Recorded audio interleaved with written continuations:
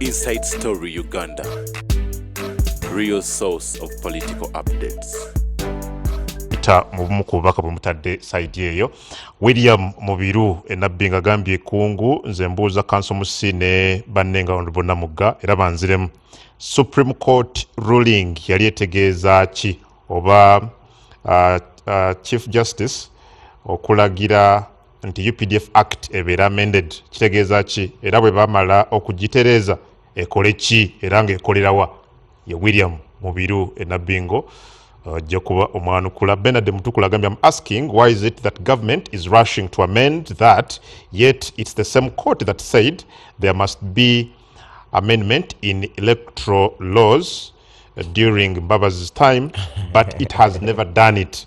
Ye Benard Ali Mutukula nabalala mugende maaso n'okubeeranga muteekayo byemu teesa oba byemu buuza kanso kanso kanziremu omwami wedabbinga ekisooka kooti yayogera nti kooti zino weeziri mu mateeka era ne constitutional court yali egambye enkola yali enkyamu nti engeri gye zikolamu tezirina kwetengerera byeyalegamba nti bakyuseemu kunoonya kwetengerera kwayo n'ensonga eri etugulumba emitwe ey'aba 12 civilians bawuliriza Honorable Nsegumire ne Honorable Kasolo bobo wakajja mu Uganda oyinza obakkiriza yagamba naye baleke etteeka ligenda mu palamenti mutyaki nga bobo wakalaba palamenti eno oyinza okubakkiriza n'ogamba nti bambi abasajja balina ensonga kati Honorable Nsegumire agambye ate biiru egenda lwaki otya nkugambye ngenda jinja onkwasiza lw'emitirira n'ogamba lwaki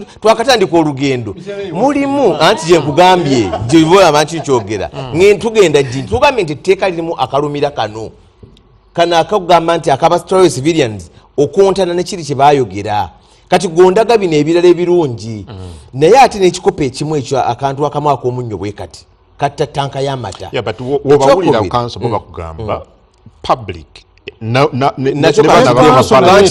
mulina omukisa oba balina omukisa ogenda mu bukiiko buno ebbago gye lisindikiddwa okuwaayo endowooza zaabwe balooso n'abaka ba palamenti bakyayina platform nnene nnyo kyembadde nkugamba ekyo okusaamu input yaabwe mu bbago lino kati Adam gwe oba wakajja wano zikankubulira ebibaddewo palamenti eno twagirabako ng'eyisa etteeka oluusi nesisibendinga n'amateeka gaayo balise mu speed lwaliro speaker abadde alisindika mu komiti agambye saagala byabufuzi wano gyoli etteeka lyabya nnono saagala byabufuzi era njagala mukole omulimu gwammwe mulikomyewo wano mangu lino kati speaker lindako wuliriza omanyi bwayambala galubindi abeera muzibu watagira mu galubindi abeera kakati ekyokubiri nalabye ka notice akave wa clerk nga kagamba nti public muleete ebirowoozo byammwe obutasukka 14 lwe lwenkya obutasukka 14 gwenu bagifunye leero nabagamba obutasukka 14 kyebaita public participation ekyo obutasukka nkya public muleete gundi yammwe waliwo negenda byebbaluwa ng'ewandikiddwa balisinze Uganda Law Society biki byonna birina kukola ki so Adam kyekugambye ekyo nti bw'oba olowooza nti nno bagenda kugamba nti nno beebuuze bagende baholdinge public meetings zino zibatira okuholdinga ku mateeka mwezi mulamba ogenda kuba shocked era waliwo omwami ayogedde awo akibuuza bulungi nti Supreme Court bwe yabalagira nebawa n'ennaku kuba mu 2016 omusawo gwa mama yabagamba mu mwaka gumu mukomewo mu reporting nga tebakituukiriza nange njirabye wano ebbaluwa eno nga eyita Ministry of Defense and Veteran Affairs, Ministry of Justice, the Attorney General, Law Reform Commission, Uganda Law Society, Law Development Center, Secretary Generals of political parties. Waliwo ekirala Honorable Kasolo kyayogedde n'agamba nti so what's wrong with this letter? Anti tekimala kubanga kati abo nabayise ddi gisome ebbaluwa gisome mbulambulukufu bwayo babayise ddi bonna abo nkya ngolese bonna enkya lino ebbago lizze kufulu ya palamenti olwaleero nange ng'omubaka ndifunye leero meaning ddayo osome kakati gwoyise enkya nga oli muwadde leero ssaawa 9:10 agenda ddi internalizinga ddi bugana babo gali mu consultations kati gwe bayita buyisi bakola mpozi luwalo kubanga baagala wandika ogenda kujja Honorable Nsegumire wepen tofaayo Honorable Kasolo agambye nti omuntu waba ayambala bubi lwaki kakati teri agamba nti wabeewo abantu abatakwatibwako kyetugamba nti okugezaako okutwala ba civilians eno muteekawo parallel system of justice waliwo kooti ezimala okukola bino era bino ebyokugamba mbu kooti y'amagye ogamba nti kooti y'amagye erina obukugu okumanya ani ayambala akakofiira nga zino kooti zino zisala ku misango ne bwe gukwata ku omusawo yalongoosezza ati lwaki medical council tegamba nti abasawo mubatuwe URA etegamba abadogiza emisolo mubatuwe fe abalina obukugu so yo argument eri cheap ensonga enkulu eriwo si nsonga oba luwa ebirungi byerireese ebituufu ne Supreme Court byalagira naye mulimu ekirumira ekikulu era yensonga lwaki ri papa yensonga lwaki ekirumira kyekiro kyekyokuvunaana abatali ba civilian nga ggwe ekirungi ekiri mu bino kongo dakika yoka ekirungi ekiri mu bino byonna nti kyetulabyeko etteeka lino kabaliise ababaka bayitirivu nnyo bagenda kugenda mu kooti masho olabawo okupapa mu kuleeta bbiiru eno oba mu kuteekateeka bbiiru eno because essentially bw'otunulira biri ebirala byoyogeddeko okugeza okutereeza ebyobujjanjabi by'abajaasi okuteekateeka bazirwanako n'abo baawummula bw'obyetegereza obulungi olaba nga biri well packaged but bw'owulya arguments eziva mu bano balinga balaga nti wabaddewo okupapiriza naddala ekikwata ku ba civilians okwozesebwa mu kooti zino. There are two elements mu kino. One is transfer of power, okuzza obuyinza eri abantu nga buvaawa. Kyewalabye mukulu Museveni muteekere n'agamba abaali mu high command by 26 of January. Ulaya kyogeddeko there is that historia. So by 26 of January 1986 obuyinza bwawambibwa the National Resistance Army High Command consensus. Kakati by 1995 ne tuteesa constitution ono musisi gyakubulira justice gyakubulira that architecture nga tulowooza obuyinza buzeeyo eri abantu. That's why you have a Bill of Rights, how you relate with the state, how you elect n'ebirala byonna. Mukulu Museveni agamba no obuyinza mbwagala buddeyo eri amagye. So is transferring, is retaining power firmly mu hands of the army. So in other words, the population is no longer supreme. It's going to be supreme in high command. The high command is going to be in charge of the population. So again, have to take a court which will administer you. So it's a, but the Supreme Court yebade gamba obuyinza kabubero bw'abantu. You try them mu courts ze bataddewo. Because high court up to Supreme Court, courts ziva mu bantu. Teziva mu high command. You see, that's the difference. That I want to be tried by a civil court naye ng'eva mu bantu. You see, Kiza Besigye oba ali mu court martial oba ali mu high court tagenda kufuna bail. So it's not that nti mu high court eriwo leero waliyo justice. No. But let me have the choice. Oba empologoma yendya oba engo yendya. That's the only thing I'm asking for. Let me have that choice. Ntunulire empologoma ntunulire engo. Fine, byonna bigenda kundya, but at least I will have chosen. And the population, the occupied population egamba court ze tweteereddewo omukulu ow'ennyidiro bw'agaana okumpa bail, it's okay, at least nze namulonda. But let's look at you see bintu ya justice nze mmanyi, I know this nze nga Rumshana nti enegaali gye boogerako yaba Namugga bweyita mu ofisa wa Museveni oba Kasolo oba ani mukulu Museveni n'amulabako nga mulambo kati ebya justice tebikola gubeera mukisa even to go to court martial, it's luck. So chola sibigenda mu nyo, but the issue of trial of civilians was resolved. Supreme Court yagamba the trial of civilians is unconstitutional. It's a judgment. You can't change that under this constitution. You cannot say yakulaga ensonga why it's very unconstitutional. Negamba maybe singa mugira nti fe our civil courts tubaweeyo division appointed by Judicial Service Commission, appointed by, you see, the process of becoming a judge, quit a judge. Judicial Service Commission, you know, kulonda. Here they are saying a person qualified to be a judge, but who determines you are qualified? It is Judicial Service Commission. Bwe kulonda ekuwa president. President bwakukiriza, you are approved by parliament. It's what makes you a judge. Nto buyinza bwo buvude mu bantu. Hadi mukuru Museveni agamba nze nja kwebuuza that the high command, you read it, actually it's extremely very confused. I would even say this act is nemukuru sebigamba behavior. The high command shall in consultation. How can high command consult? Then the high command shall in consultation with Judicial Service Commission appoint members it has approved. If you want, I can get you where those articles are. So but wotunulira high command, it's a very big organ na you get. And how can a high command consult? Are you going to have Nambole, bano batule wano, then Judicial Service Commission etule wano, and then you begin presenting members? So why don't you say Judicial Service Commission egenda kuno kulonda abo who will apply to it, qualified to be judges. Then ebatwale mu parliament, ebakuletere obakiriza, then obalete mu parliament for approval. Parliament ekiriza obegane. Kati wamala okubakiriza, then they become judges of our judiciary. They become members of court, judges of court. You get? And then they are deployed there. What do you use to have a court martial, joint court martial, where members are from the judiciary?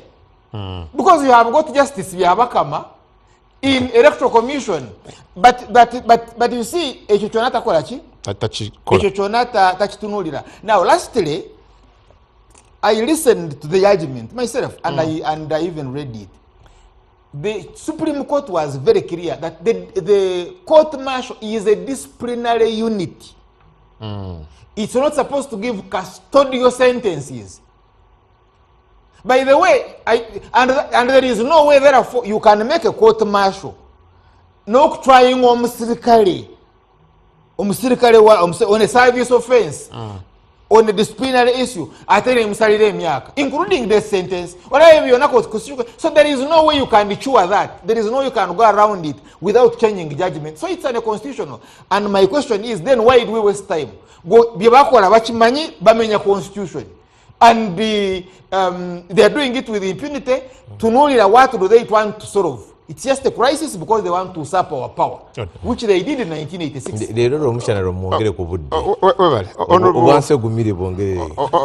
Honorable Namugga, waliwo nabuuza nti lwaki kizibu nnyo ndowooza abadde ali ku Charles kyayogedde, lwaki gavumenti kigikalubira nnyo okutandikawo division mu high court okuwozesa emisango gino n'eremera nnyo ku ky'okubatwala mu kooti z'amagye?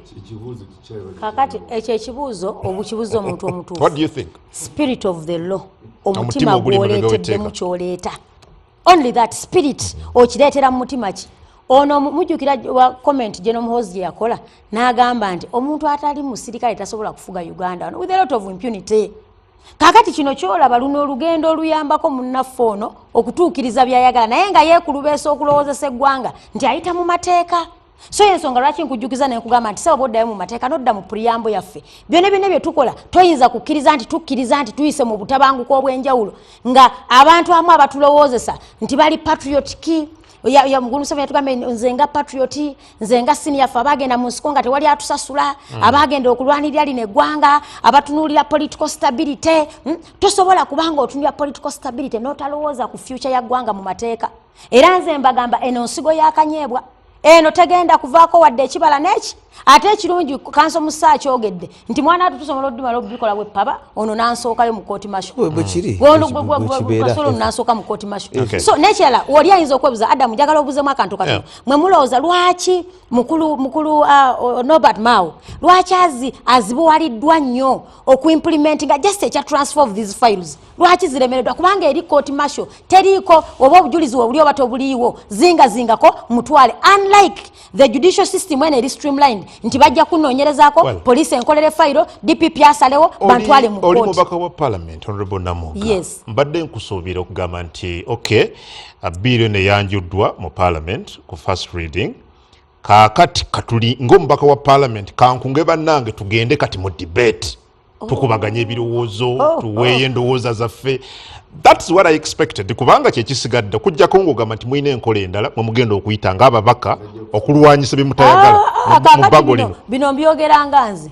with respect to house gye mpangaliramu gye bayita parliament era mbadde mbigamba ono nga tetuli kumpi ne mugamba nti ffe tulabanga n'enkwata gye tukwatamu ensonga ezo kankuwa ekyokulabirako twali ku tteeka ly'emmwanyi kumakya ripooti n'ebandala emikono nga tugitaddeko nga n'ekibedi agutaddeko mpakya kulabirako siga nti yali agutaddeko kuba ffenna tetuuka kiko kagulikaliki ne zituuka ssaawa 6 nga bakubiddwa amasimu gwe kibedi oli luddawa gezaako oleme okuteekako omukono so bw'obanga otunuulya house njagala muddeyo kyenso no nkuwadde example kyengezaako okulaga nti ebintu ebimu byolabanga ebitasoboka kati bisoboka ekyokubiri mukulu bino olaba bwotunulya coffee act abantu bafuna ebirowoozo era ne bagagundi jangu simanyi mwaba kibiina kimujje bonna ne bajja babukoma nsimbi twala tugende ne bajja naye njagala okubuuza resolution gundi okuteesa kwe baafuna okuva mu bibinja ebyenjawulo the stakeholders that they consulted njagala ombuze kye twasalawo nga parliament ekyasalibwawo kyeyinawo ekikwataganya ne ba stakeholders bwe baconsultinga gwe zoyita consultation so zino consultation ezikolebwa for formality but nga bano balina already decision kati kankuwa ekisemba bano balaba bagenda dda mu kokasi ku nsonga eno era ono omulaba kibedi atula wano akula gwe Namugga jangu kubanga akimanya alina numbers era n'ekyokukola akimanyi nti bwe tutuuka mu parliament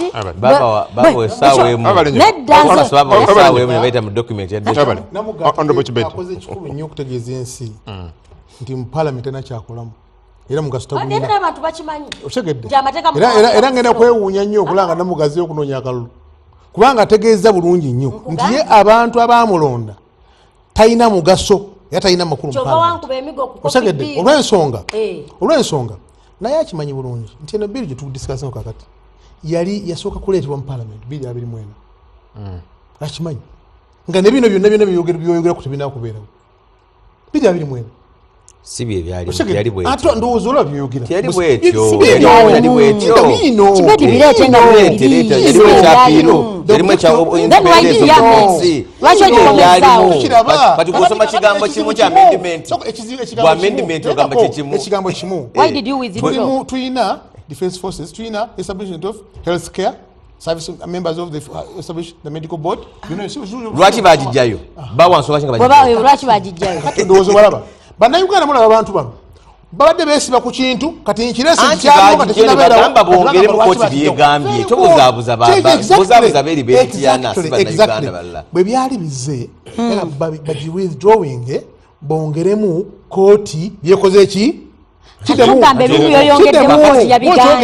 yaliyo kati yaliyo nga kooti tenasala bwewe ejjini ogwokyogedde nti ebeere withdrawn bongeremu kooti byekoze eki meaning nti Uganda efugibwa ku nfuga ey'amateeka era Supreme Court bwe yagamba nti stop muyimirize immediately yakola ki yayimiriza mukole bino ebintu wammanga era bye ebintu wammanga bikoleddwa kati olwaleero first reading Namugga gyayogeddeko nagyemfasayizinga bulungi speaker agambye parliament yonna nga teyeesazeemu nti egende mu komiti meka mu komiti 2 nobayita enkya buvunaanyizibwa bwa Namugga ne bakuyita enkya genda mu komiti ya rules buvunaanyizibwa bwa Namugga genda mu komiti ya defense ebirowoozo bino byonna byayogera ebirungi abiteekeyo kati wanaamala okubiteekayo ajja kubeera kwansadi abeerako ajja kuteeka kino kisi kye nateesa kino si kye twateesa kino nga providing evidence nga abanayuganda bakola ki bategeera naye essabo zino nzijja gyoli hono era ojjawa njagala kubuuza Namugga mubuuza oba kansi omusisi Uganda twetaaga court martial munzire mumbuze ekirala tugyetaaga lwaki no kakati kankuddemu ekibuzo ky'obulungi ombuuza bulungi nti Uganda twetaaga court martial number 1 nti obuvunaanyizibwa bwa court martial ki anti nkubuuziza ddamu so bwetuba mukulu honorable Kasolongo mbuuza ekibuuzo njagala okutegeeza bannayuganda nabadde very clear nga tutandika njagala okubategeeza kubanga sigenda kunnyonnyola ggwe nti etteeka lyonna lye tukola nakugambye nti lina kubanga liyamba abantu as long as the court martial ekola obuvunaanyizibwa as a disciplinary council as a disciplinary not a court as a disciplinary court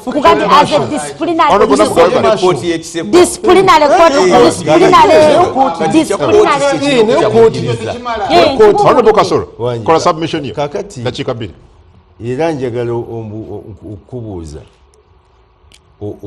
omujaasi oba ow'amagye yaani ebinnyonnyola nensanga kanso musisaawo ng'atamugaa nti omusajja ono mujaasi oba si mujaasi aba afaanana atya ateekeddwa okuba nga alabika atya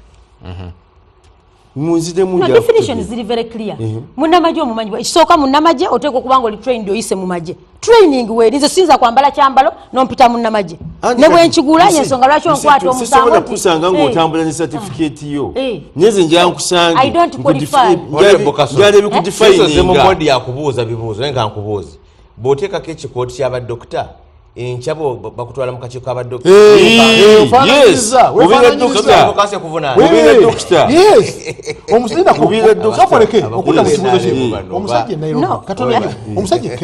yalongoosa abantu nasuuka abantu 25 nga balongoosa buki bulungi the moment they learned nti omusajja ono is not a qualified doctor, he was charged. Okay.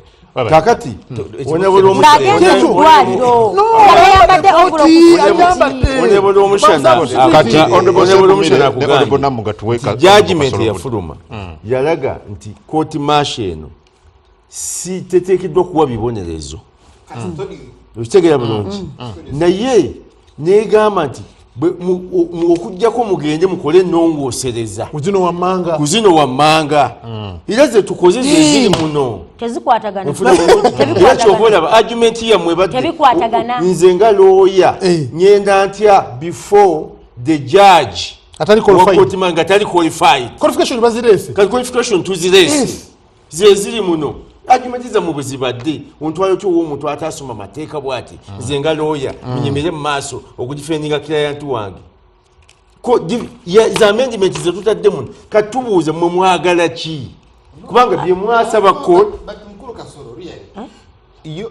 the judge is appointed by the president with the approval of parliament.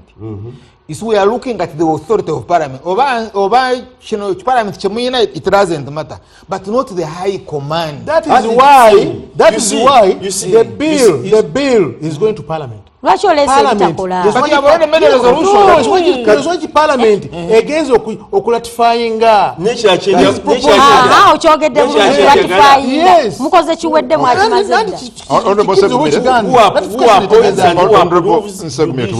ratification etegeeza ki? Who approves judicial service Judicial Service Commission proposes names to the president. It's the president. It's the president. Yes. Approved by who? It is established by the constitution. I'm looking at the judge. Established by the constitution. Mukuru Kasolo, to be a minister, there is a procedure. Yes. Now, to be a judge, there is a procedure. Yes. Go by it a judge. What makes you a judge? It's the Service Commission, names to the president, president appoints, and it goes to parliament for approval. For approval. Now, if you are saying members of the court martial that they are going to be nominated by, continue, can nomination by the Judicial Service Commission, are we together? Never wa president. N'aba appointinga ne bagenda mu parliament, they would say okay mukulu w'enyidolo kyagamba, but not the high command. That honorable Mushi. Okay. Judicial Service Commission they were approved by parliament. It's appointed by the president And and Parliament. approved by parliament. and approved by parliament. Yes. Kakati. So in this one, listen, you are kakati, removing the parliament. Kakati, parliament. Bweba approving a judicial service commission. Kakati judicial service The commission. president. Nga ne president ya appointing a judicial service commission. Judicial service commission eyimirirawo. nga parliament Nekola ki? Ejiyimirizaawo. Can you imagine? Semateeka yamuteekawo. No, you see, Semateeka. this act of yours, Omanyi- please, omanyi semateeka saagala I bantu agree. kusemenga This act ddako. of yours only says High Command shall consult.